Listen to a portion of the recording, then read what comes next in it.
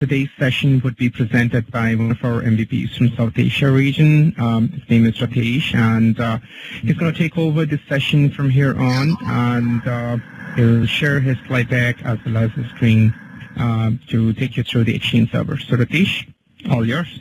All yours.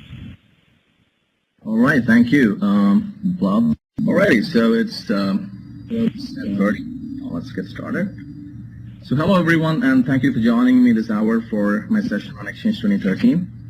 A little about me. My name is Ritesh, and I'm a Microsoft MVP for Exchange since 2010.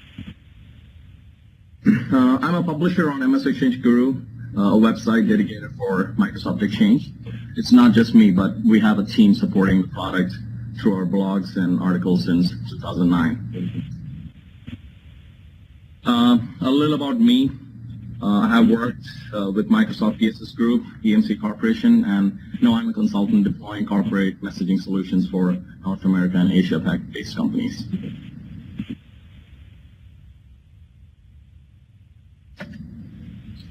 All right, so the topic of the hour, like the title says, Exchange Server 2013, overview of new features, load balancing, CAS, Outlook connectivity, and all that stuff.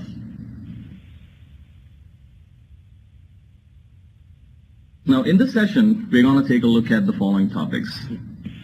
Some of you may already know these details, so if you do, it's just a refresher, and if you don't, it's just new information.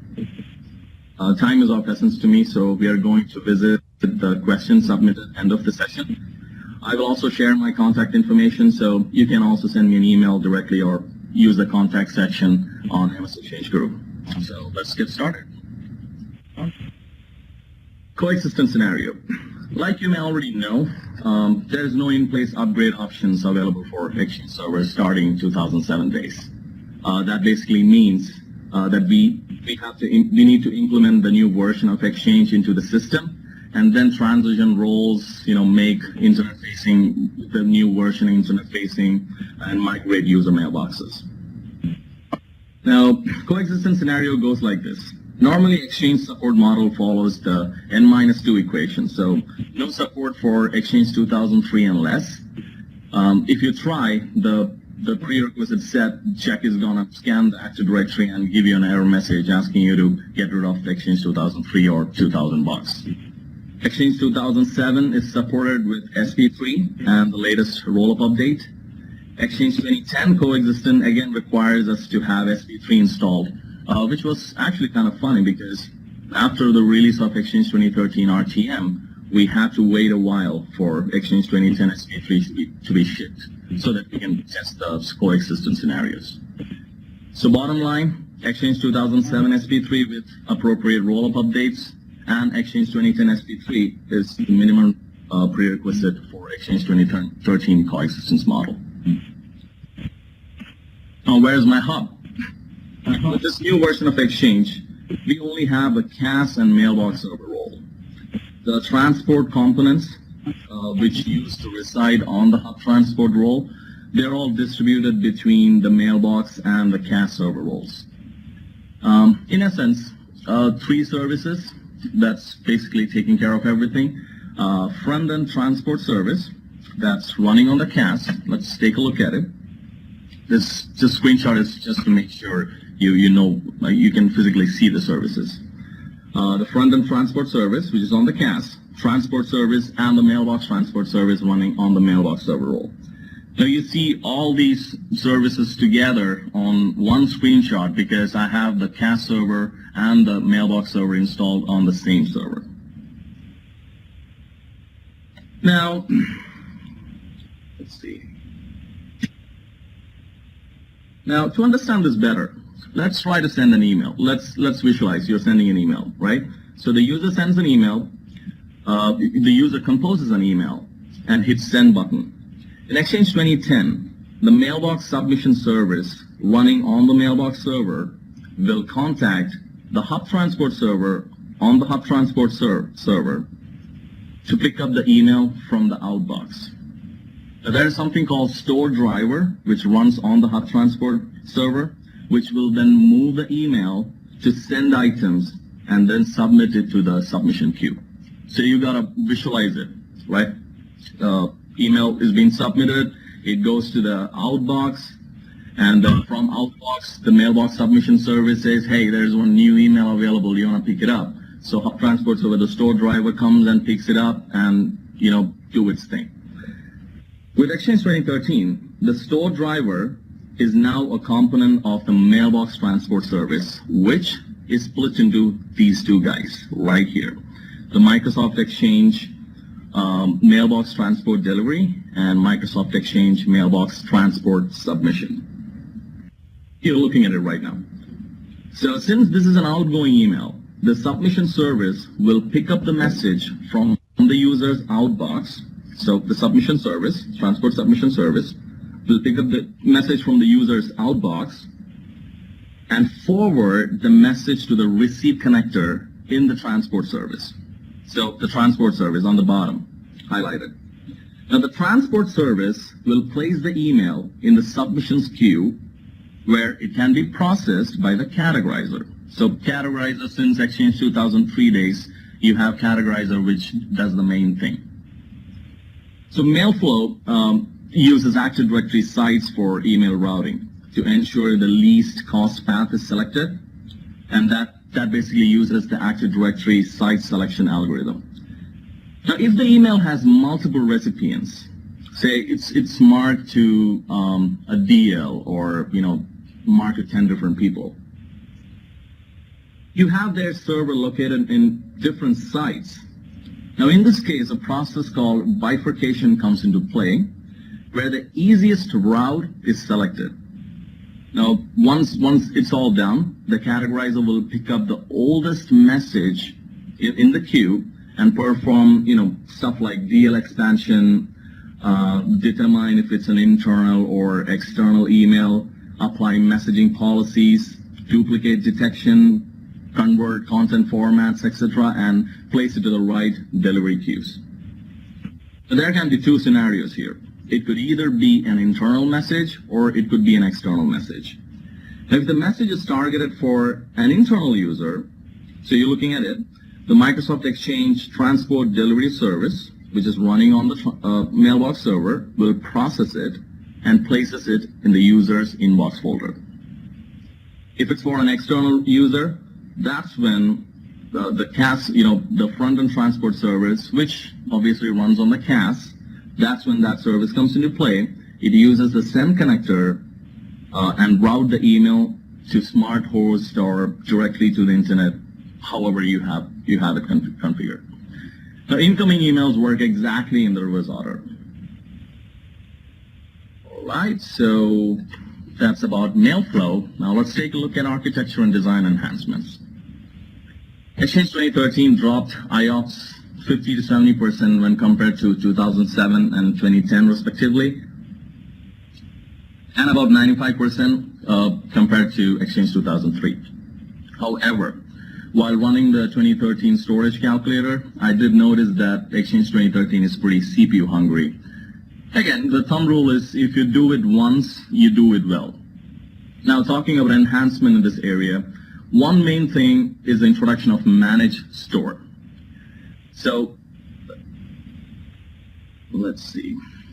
All right, so managed store consists of one store process per database. So one store process per database, eliminating the traditional store.exe doing everything at once. If you have played with Exchange in the past, store.exe used to do everything. It was just one process doing everything. Now, the managed store, if you look at Windows processes, now you can see Microsoft Exchange Store Service.exe and Microsoft Exchange Store.worker.exe. So the worker will be one per database.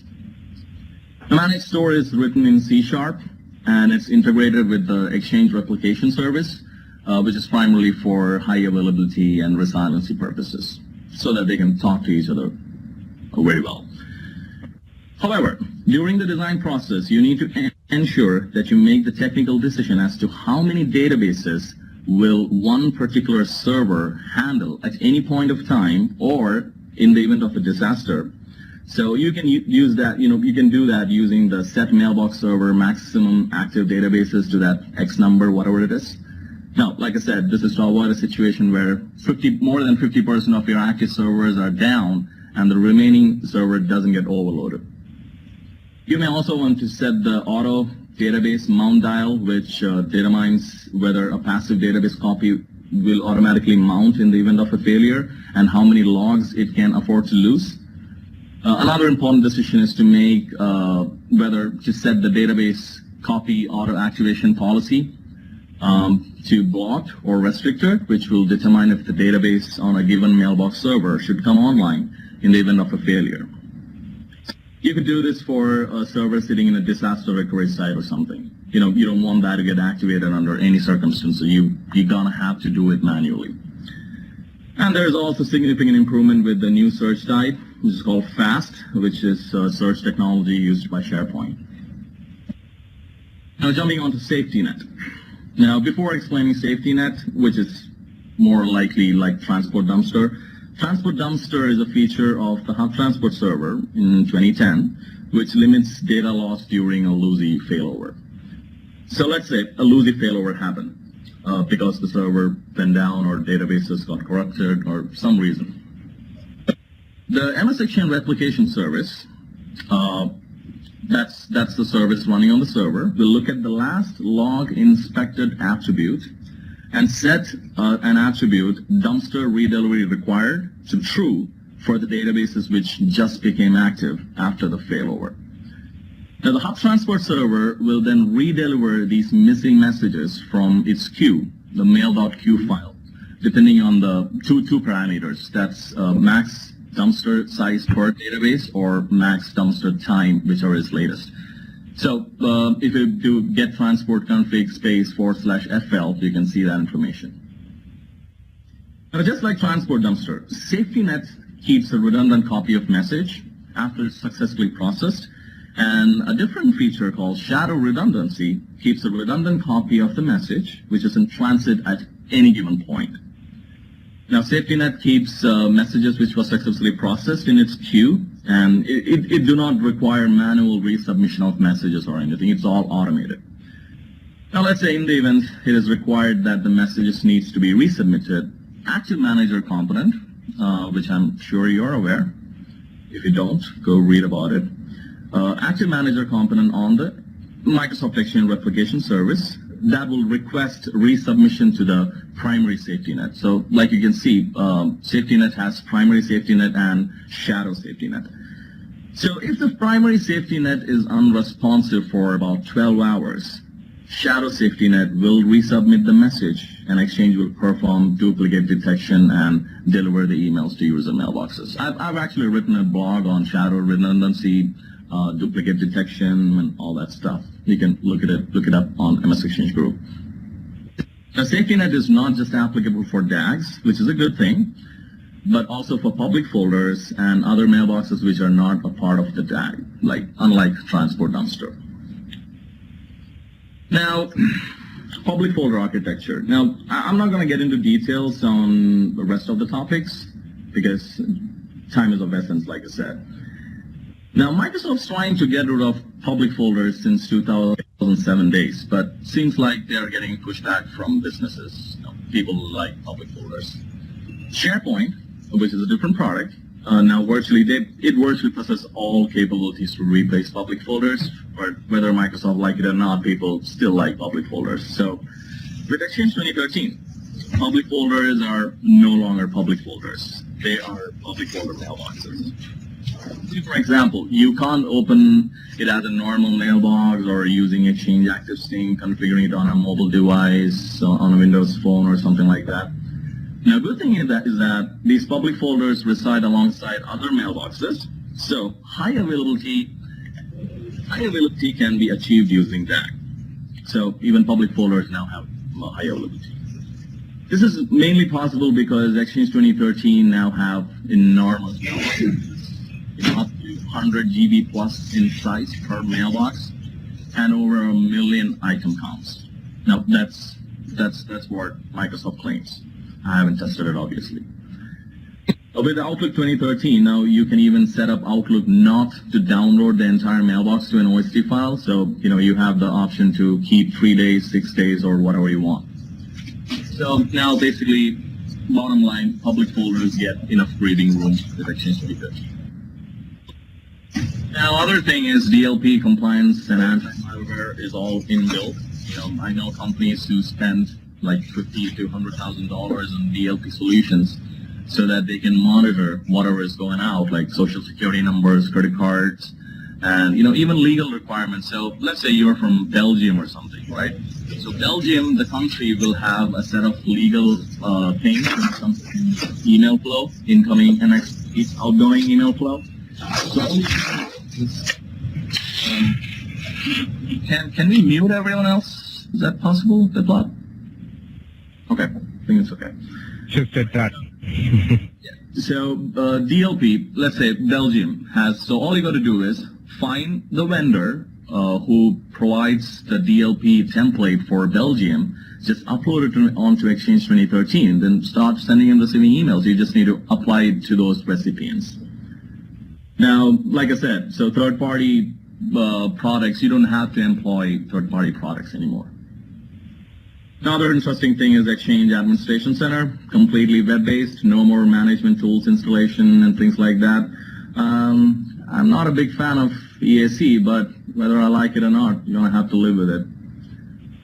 Now, seamless integration with Office 365, hybrid mode. So if you have ever played with the Exchange Administration Center, all you got to do is just click on it. On top, you can see on-premise and Office 365. So just start managing the cloud mailboxes right from EAC. Now, OLA offline mode, which is a pretty cool feature. This feature obviously depends on the browser. It requires HTML5 plus, I think. What it does is it will enable a user to type, compose a message even when the server is down, and as soon as it's back up, the message will be gone. Database availability group, DAG, it's still DAG, but next generation DAG. The noted feature with Exchange 2013 is that DAG auto reseed, which Prabhat Nigam is going to explain in the next session, so stay tuned. Database activation coordination mode, DAC mode, which was an awesome feature in Exchange 2010, it's still there. Team mailboxes and collaboration mailboxes. So let's say, for instance, you have one team who manages one project. So the project manager can have one mailbox to integrate the entire thing, or even for help desk. So just do some reading about it. SharePoint integration. SharePoint can now be completely integrated with Exchange 2013. No more Edge servers with Exchange 2013, but 2010 Edge servers would work just fine. Like I said, no more Edge servers as of yet. Maybe it will come next month or next year. I don't know. Now, let's take a look at virtualizing Exchange 2013. Now, out of all the Exchange 2013 deployments that I know of, they're all virtualized. We're not gonna go into details on virtualizing Exchange, but I thought I should put a line or two about some of the best practices that I follow. Hyperthreading. So the load on an Exchange server is highly unpredictable. You may have someone trying to send a 50 MB attachment, or I don't know, iPhone 6.1 trying to download data, which goes in circles, or an email loop, or a corrupted calendar entry. It could be anything. My suggestion on enabling hyperthreading with Exchange 2013 is mostly based on the suggestions made for Exchange 2010. HT can definitely cause some performance issues and also considerable impact on the memory utilization on Exchange. So you may enable it as a temporary measure, like a standby while you go shopping for more CPU, but it's not recommended to run the show with hyperthreading turned on. VMware thin provisioning with Exchange. Oh boy, I had to deal with this issue myself. Thin provisioned Exchange deployments utilizes the VMware intelligence to present the storage requested. But in practice, it just looks like the storage is there. In theory, it's not. So if you, let's say for one example, you requested for a 250 GB LUN, the VMware engineer will pin provision the storage to look like 250 GB is there, but on the back end, it's just 200 gigs. Personally, I wouldn't opt for thin provisioning for Exchange Server solely because Exchange is a mission-critical application, and we spend a lot of time architecting the solution, so we don't want such hiccups. In essence, thick provisioning is recommended for Exchange 2013. Again, this is mostly a business decision to make, and an effective collaboration between the internal engineering teams is the key. Now let's take a look at Exchange 2013 CAS role. CAS role, CAS is still the front-end connection point for all client requests. It could be Outlook, Outlook Anywhere, POP, IMAP, Exchange ActiveSync, Outlook Web App, everything. So this means all the clients connect to CAS, and CAS does its thing: proxying, redirection, or authentication based on the request type. Now, stateless. CAS is now a stateless, means session affinity is no longer a requirement. So what is the session affinity anyways? In Exchange 2010, once a client connects to CAS that has a particular, that particular CAS had to service all client requirements, which could get annoying at times. Now, we also had to enable that check mark on the hardware load balancer configuration to, to make sure session affinity and persistence in place. Now, with this new architecture change in effect, we no longer have need a need to employ layer 7 load balancer, but a layer 4 load balancer would just work just fine. This is mainly because all the processing for a mailbox happens on the mailbox server itself, and doesn't matter which CAS lets the request through. So CAS is like a pipeline doing, like I said, proxying with authentication. Now, again, there's another requirement that you need to have the same exact certificate running on all the CAS servers.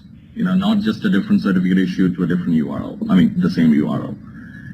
Now, since we talked about layer 4 and layer 7 load balancing, let's look at some key differences. Layer 4 load balancer, it simply accepts the connection request and it passes it on to the destination IP address. But layer 7 has intelligence built in it, where it's application aware, like something for Exchange, something for SharePoint, for Link, etc. Now, it can also do pre-authentication, SSL offloading, decrypting the packet, and various other operation on its end.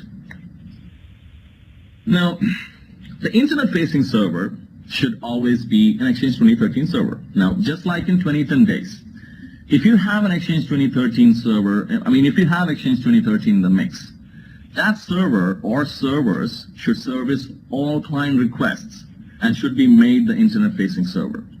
This is because Exchange 2013 can identify all 2013, 2010, and 2007 client requests, and it knows how to route them appropriately. Now, Outlook connects using HTTP, HTTPS only, no more RPC or MAPI or RPC. But again, it's a requirement that you need to have Outlook with proper updates, November 2012 updates and later, because that's when Microsoft pushed the appropriate patches, which will enable Outlook to connect to Exchange 2013 seamlessly. Now, Mailbox GUID versus RPC client access server. You may want to take a look at this. So once you configure Outlook for Exchange 2013, this is the settings. This is how the settings is going to look like. It's no longer connecting to a server name or the RPC client access server attribute, which is set on the Mailbox database. It's going to be the Mailbox GUID. Alrighty, and now namespace simplification. Now, this is condition supply, Exchange 2013 R2 and above. This simply means that if you have Exchange 2013 R2 and above, URL redirection, proxying, they're all simplified and it's possible.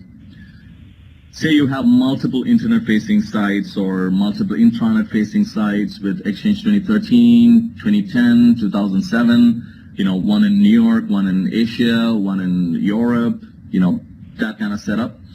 Now Exchange 2013 can now proxy or redirect all requests, all client requests, to ensure the user won't get additional, form-based authentication login page or redirection prompts or endless loops.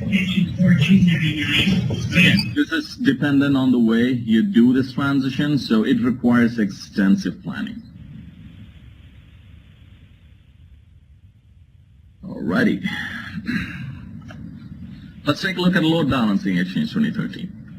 Now, first question. Why do we need to load balance Exchange anyways? Simple answer, to avoid a single point of failure. Let's say we have one cache doing everything. What if it goes down? Remember, the cache is the front-end connection point for all client requests. If we load balance cache to an array of, say, 6 servers, even if one server is down, the others can take over. With Exchange 2013, we configure, so as you can see, we configure set Outlook Anywhere, internal host name and external host name to the virtual IP of the load balancer, which in turn resolves to an array of cache servers. So basically, real life scenario, what we're going to do is I'm going to contact my F5 team, right? I'm going to tell them, hey folks, I need a virtual IP. This is going to be for Exchange 2013. So we're going to take a look at load balancing, a real life demo. We have an F5 technical director on the call. Now, if we don't load balance, or if you don't set this URL, to the proper load balancing setup, in the event one server isn't available, or one particular cache isn't available, the database may fail over to another mailbox server, but Outlook won't just connect. It will just say connecting forever. Now we can also do, 2 types of load balancing. One is simple load balancing and load balancing per service. Now, this is mainly because we have layer 4 load balancer into picture. So if you don't want to go with a layer 7 load balancer, which is application aware, and you want to stick with layer 4. In simple load balancing, we have a single URL namespace for all features like Outlook Anywhere from Internet on a separate, everything. So all the URLs is going to be one namespace that is, oa.domain.com or something like that. So in per service load balancing, we will have a separate URL for one or more services. Now, say you want to enable Outlook Anywhere from Internet on a separate URL. You don't want users, internal users and external users to connect to outlook.domain.com. Has detected that a minimum number of lines are connected to this conference. Do you want to continue your meeting? I'm sorry about that. Some problem with the phone already. Sorry about that. Now, so if we don't, in the event, so where did we? Okay, so like I said, so if you want to enable Outlook Anywhere from Internet on a different URL altogether, you can employ this approach. Now these are all done on the load balancer configuration page. So you need to have a load balancer in your environment if you're serious with your Exchange 2013 deployment. Now, let's say if you're using per service configuration, you need to create an instance per service on your load balancer and edit the virtual directories to reflect the new URLs like OIB, OOF, availability, popup, all those different URLs. You're going to have to configure it separately. Now, also remember to add all these URLs in the certificate as sandwich, which we're going to take a look at this later. SSL offloading isn't supported with Exchange 2013, at least not yet. Least connection, round robin, they are the preferred way for the type of load balancing to choose from. Alrighty. Now, Autodiscover. Now, this is one of my favorite features in Exchange altogether. Now, in one sentence, Autodiscover, it was introduced in Exchange 2007. It's a feature where a CAS server returns an XML file to a client, which in turn helps the client configure the mailbox, to put it mildly. Now, the client could be either Outlook on LAN, Outlook Anywhere from Internet, or an Exchange accessing mobile device. So basically, the client gets in touch with the CAS server, and CAS server says, hey, you were supposed to, okay, so I authenticate you. You are what you are saying you are. Here you go. This is an XML file. It has all information for you to configure your mailbox. So the Autodiscover.xml return in Exchange 2013 CAS servers. So the question is, we get this question all the time in forums. How does Outlook understand that, or determine that this is an Exchange 2013 mailbox? So the answer is Exchange 2013 Autodiscover.xml, which is returned by a 2013 CAS server. It has two new EX HTTP nodes, which will tell Outlook that the user's mailbox is on 2013. So use Outlook Anywhere HTTP or HTTPS connection only to connect to Exchange. So basically, the Autodiscover.xml returns a file. Now Outlook, remember, with November 2012 updates or later, Outlook is engineered to understand that XML file. It interprets the settings and says, okay, I acknowledge it's an Exchange 2013 mailbox. Let's take a look at the Outlook connection process flow. So two different scenarios, internal Outlook and external Outlook. As soon as you open your Outlook, you click on Next, it will populate the primary SMTP address, which is nothing but Autodiscover. So what Outlook is doing is, since Outlook is a domain-joined machine, it's getting in touch with the SCP, Service Connection Point, which is an attribute which is set in Active Directory sites and services when you install Exchange. So you have an Outlook. Outlook is domain joined. The machine is domain joined. Sorry. It gets in touch with the SCP attribute because Outlook is engineered to do so. Now that SCP connect, the response is going to be the service binding info attribute from SCP, which will have the Autodiscover internal URI, which we are going to take a look at after this slide, and which will in turn resolve to the internal load balancer virtual IP. Like I said, external, this one right here, internal host name and external host name. So in this case, internal host name. Now Outlook populates the mailbox grid. Active Manager running on the server, it will acknowledge with the mailbox database location and all those settings. CAS server authentication completes. CAS returns Autodiscover.xml with all the URL information, display name, all that kind of stuff. And Outlook profile is configured. Now in an external Outlook connection, what Outlook does is, it's not domain joined. So let's say, for instance, it's my home PC or something. Outlook queries the public DNS SRV record or autodiscover.domain.com or domain.com/autodiscover/autodiscover.xml, whatever is set on your organization. Now that will resolve to the external load balancer virtual IP on your firewall or whatever. So basically it comes to the external load balancer IP. Load balancer forwards the request to the CAS servers. Outlook populates the mailbox grid value.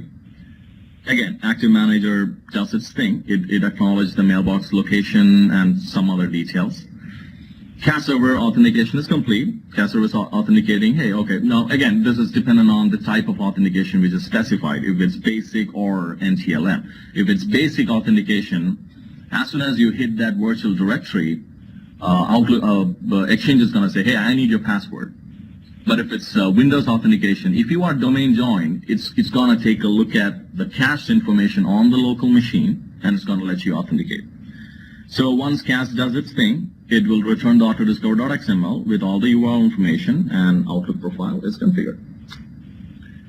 Now, let's take an example.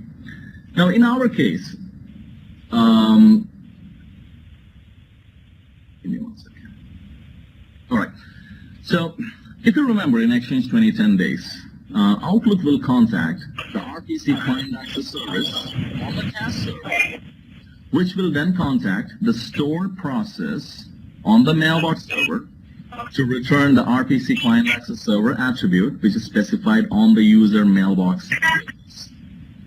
Now this attribute will be set to the CAS array URL for the Active Directory site.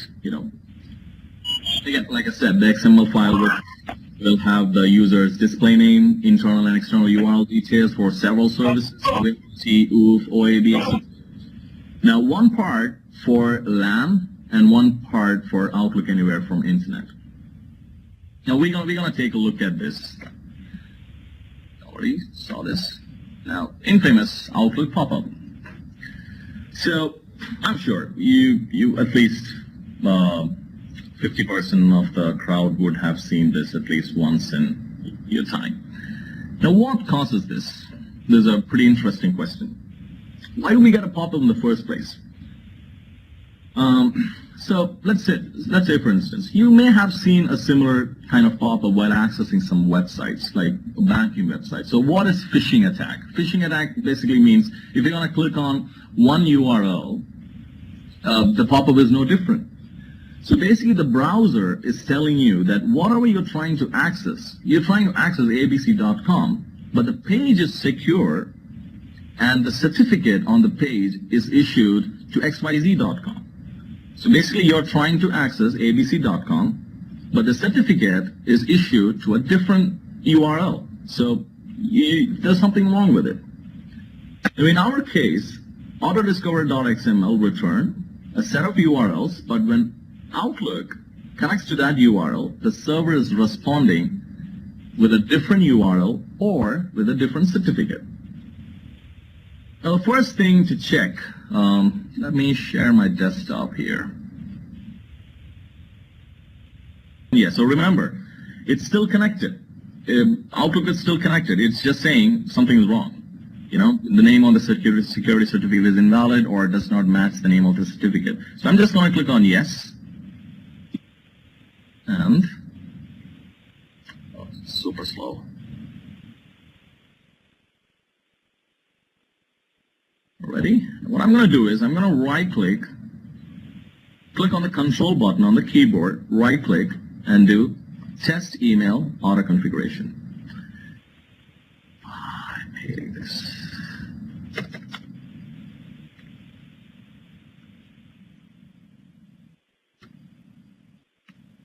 All right, so test. Now, something's wrong with this. All right, so as you can see, test email auto configuration is a tool which will let you see all the details. Now let's take a look at protocol Exchange RPC and protocol Exchange HTTP. Now this part mainly means that it's an internal Outlook connection, and this means it's coming from the internet. Now why am I getting that pop-up?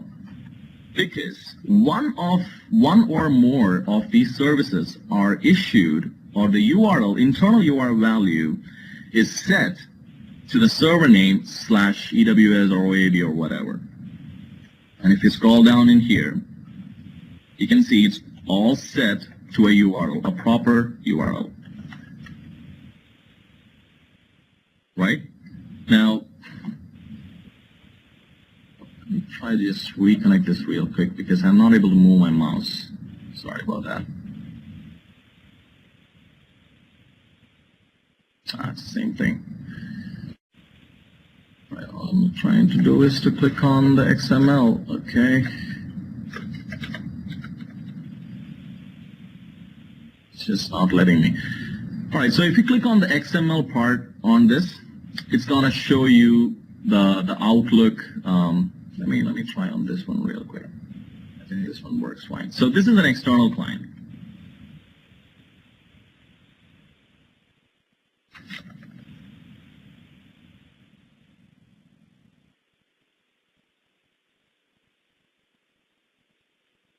So right now it's doing the test, and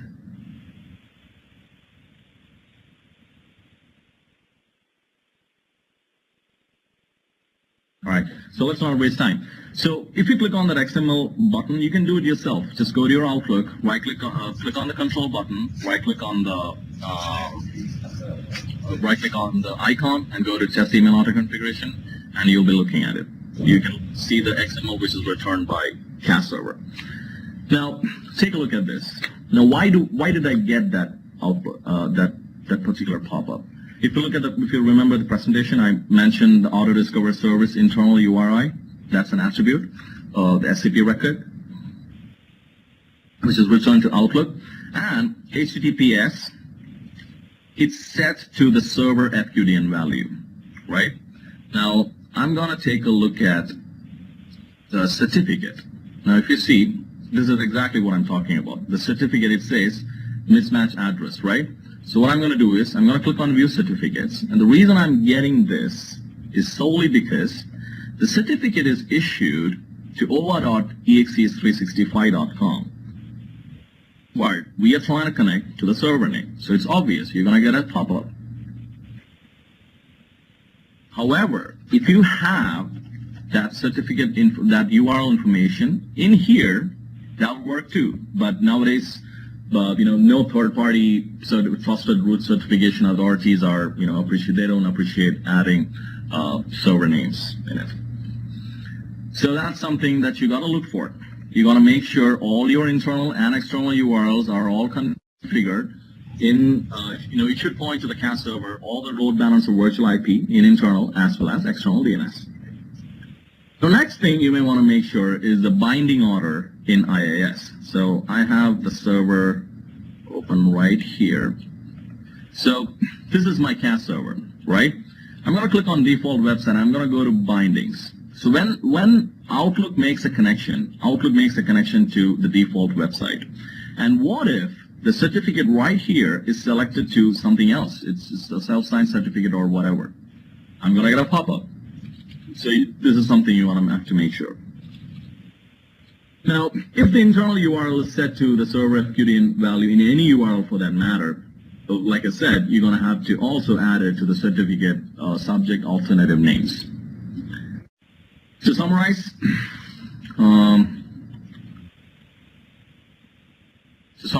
this is how the connection process works, and these are some settings that you need to check. Let me share the...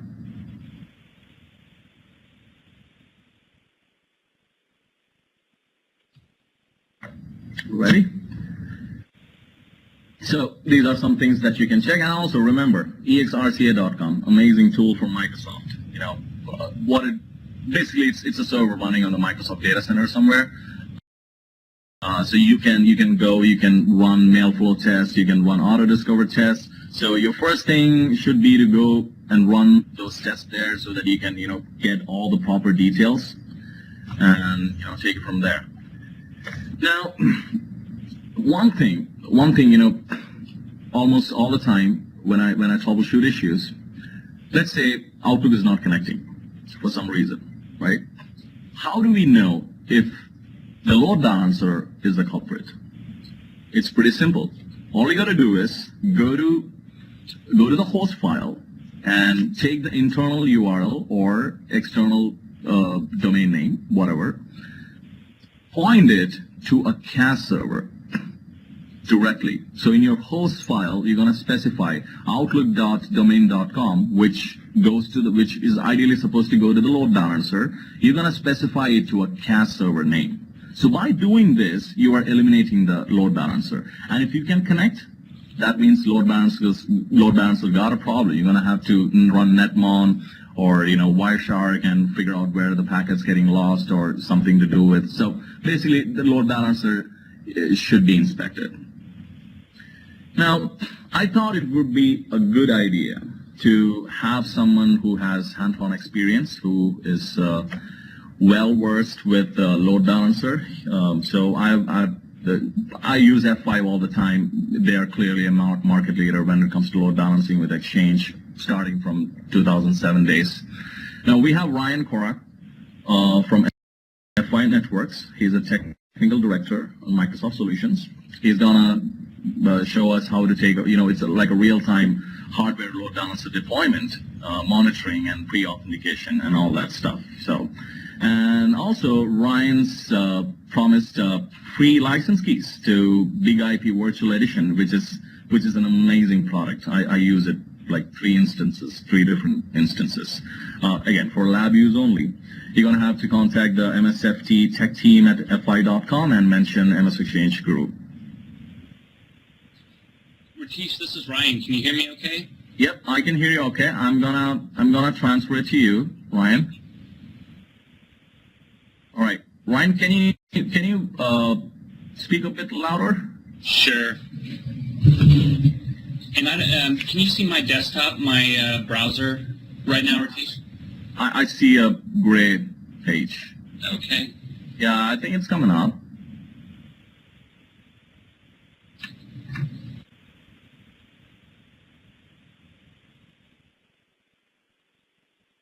You still trying to share?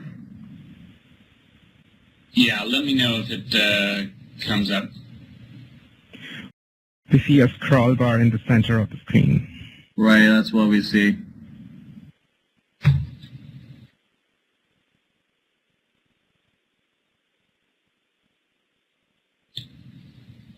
So, what do we do? Hold on one sec.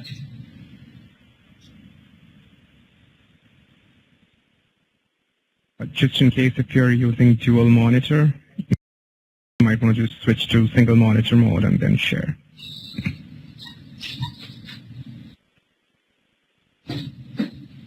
Awesome, it's coming up. Yeah, we can see that. Okay. Ratish, I appreciate you giving me the chance to show the audience BigIP. And what I'd like to do is just quickly run through the interface and show the users what they would see if they were configuring a device like the F5 for Exchange. And so I'll go ahead and log into the BigIP. So this is our BigIP product family, which includes not only load balancing, but it also does some performance optimization and also security, like pre-authentication and firewalling. But if we take a look at the basic configuration before it's been configured, we'll see we don't have any virtual servers or anything set up. I think as most people know, the network around applications like Exchange and Link are quite often not only misunderstood, but they're often complex in nature. And that's become a problem for our customers and consultants trying to deploy our technology in front of Exchange, especially when we're talking about Exchange that has about half a dozen different client access methods, and trying to optimize those methods, trying to optimize a network for Outlook Anywhere versus OWA versus ActiveSync can mean that there's going to be a real complex configuration on the load balancer. So what vendors like F5 have done is actually built a wizard-driven configuration engine, which we call IAPS. But what it's designed to do is allow you to just enter in the most basic information about your Exchange environment, and then we'll actually build out the configuration on your behalf, instead of making you enter in all the pieces of the configuration manually. So I'll actually show you the IAP that we built for Exchange, but if we click on IAPS, click on Create here, I'll actually create an Exchange configuration. So we have IAPS for quite a few different applications, but I'm going to select the one that we built for Exchange 2010 and 2013.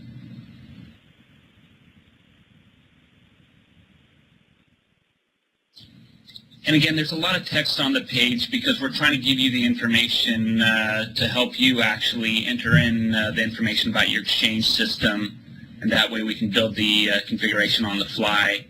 But let's go ahead and select the options that we would select if we were deploying Exchange 2013. So we're going to tell the BigIP we're deploying Exchange 2013. And for this demo, we'll actually deploy the BigIP Access Policy Manager configuration as well. What our APM does is it actually authenticates the user before they are sent to the Exchange server. So very similar to what TMG was doing before.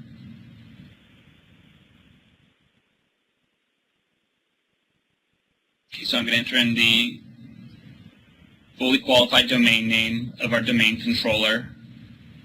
Also give it the IP address.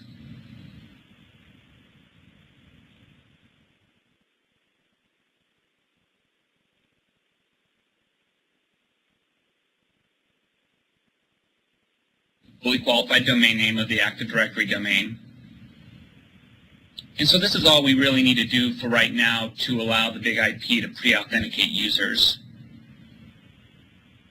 There's a lot more advanced functionality we could use, like looking up users to find out what Active Directory group they're in and give them access based upon that, or even take a look at where their Exchange mailbox is homed and actually send them to that CAS farm.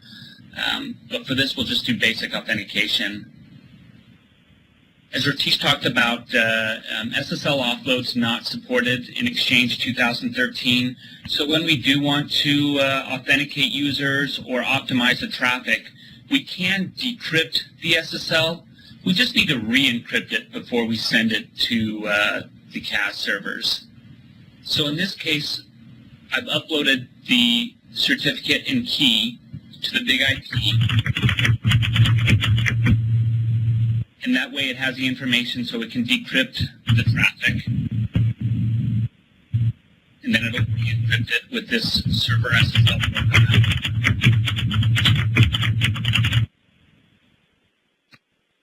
And then we'll actually take a look at the services that we're going to be deploying. Now, the BigIP does not want to make the assumption that all your customers are going to be deploying Outlook Anywhere plus OWA plus the other services. Most of the time people are, but again, we just don't want to make that assumption. So we'll go through the selections here. But another thing, another setting that's really important for customers is, do you want to use a single IP address for all client access server connections?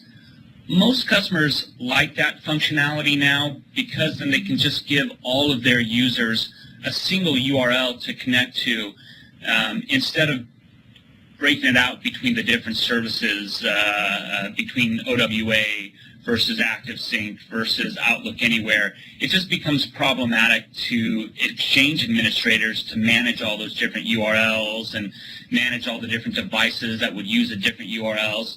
So by being able to use a single IP address for all connections, it's great for Exchange administrators because you can just hand out a single URL to all your users and allow them to connect based on to that, regardless of what device or what protocol they're using. So then we'll go ahead and select use the settings recommended by F5 when we talk about the pool. If we wanted to customize that, we could actually customize the load balancing method and some of the other functionality. But Exchange 2013 actually streamlined load balancing quite a bit. In Exchange 2010, as Ratish was talking about, persistence was necessary. So if we sent a user to a specific pool member, we needed to send all the follow-on connections from that same user to that same CAS front end. And that became a little bit problematic to track those connections. F5, we could definitely do it, but it meant that there was going to be some extra compute power needed on the load balancer. With Exchange 2013, there's no persistence requirements, so we can actually load balance the connections more evenly across the CAS servers. And so we typically recommend using least connections as a load balancing method. Very low cost on the load balancer to track the connections and find out which of your CAS servers have the least amount of connections.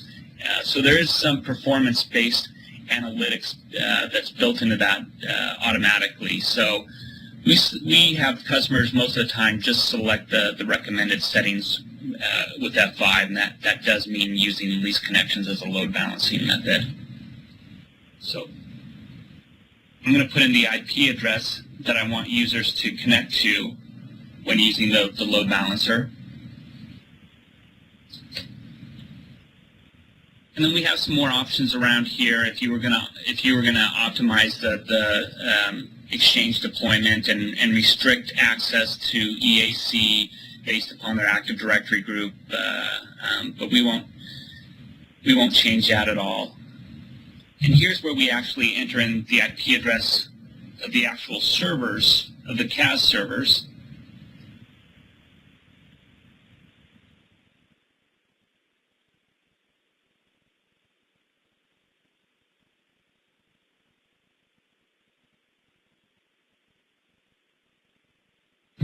And then down to server health monitors. When it comes to server health monitoring, we could actually have a discussion back and forth that would probably last about a day and a half on what is the best strategy for health monitoring your CAS servers. What we're really trying to do is not only determine the availability of the CAS servers, but determine their health of them and their ability to successfully answer client requests. Years ago, the best option was to do the ICMP against your servers, but that won't even tell you if Exchange is even installed on the servers. So then the industry went towards doing TCP port checks. But the problem with TCP port checks is that we'll check against port 443 or port 80 of your CAS servers, but if your CAS server is serving up a page 404, page not found, that port check will actually come back positive, and your load balancer will send users to that server. So that's the reason why the industry's really moved towards layer 7 health checks. So that means we're actually making a connection to the Exchange service. We're actually supplying credentials to log in and making sure that we're getting successful return traffic from the CAS servers before we mark them up. So that's really become the strategy in the industry to doing health monitoring for services like Exchange. So for this demo, we're going to actually add some information about a user account so the load balancer can actually check to make sure that the account is, or the CAS server is alive and serving valid information.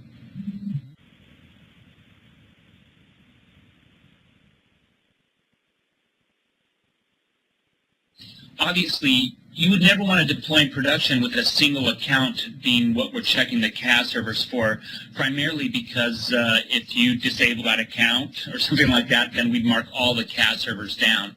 So in production, we'd recommend that customers set up several of these monitors and have the BigIP not mark the CAS servers down unless all of them fail. But for this test, I'm just going to go with one monitor, one mailbox. So, and then here's where I'm going to add the URL to connect to for all the users. So this is the URL that I'd hand out to all my users. And then just based upon adding that information into our iApp, if I click Finished here, the BigIP should actually build out the whole configuration for me.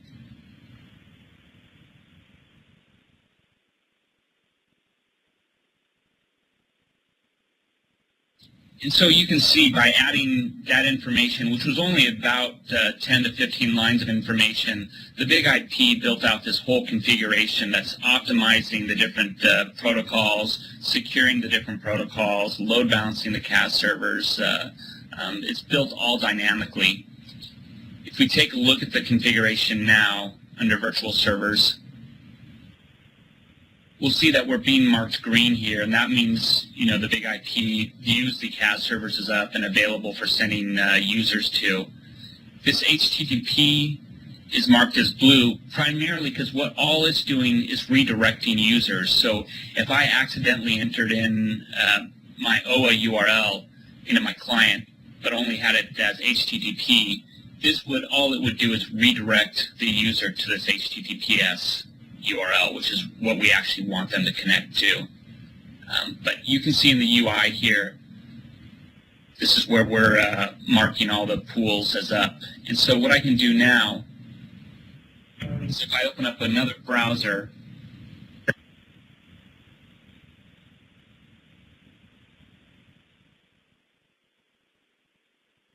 oops.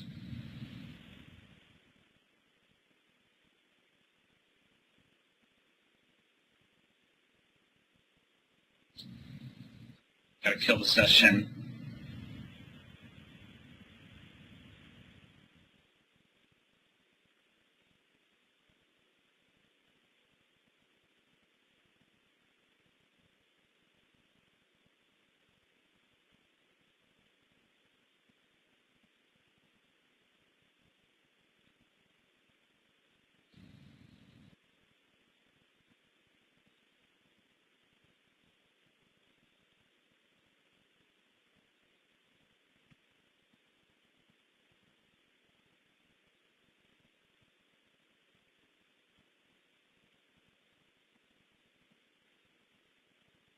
Try with another browser. Hold on one second.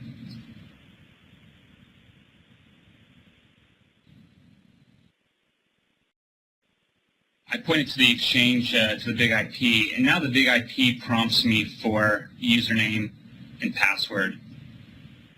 And so once I enter that in, now it will load balance me to the appropriate CAS server because I've already been pre-authenticated, just like TNG would do. So Ratish, that's it for the... Yep, thank you so much, and it was definitely helpful. Now, Thank you, I appreciate it. yeah, and like I said, folks, just send an email to that mentioned email address for if you want to win a free license to the BigIP Virtual Edition, again, for lab use only. Alrighty, so to summarize the points, why is it not moving? Alright, so we took a look at Exchange 2013 new features, we took a look at Exchange 2013 CAS role and Outlook connectivity Autodiscover, and we also took a look at load balancing with Exchange 2013. Let's see.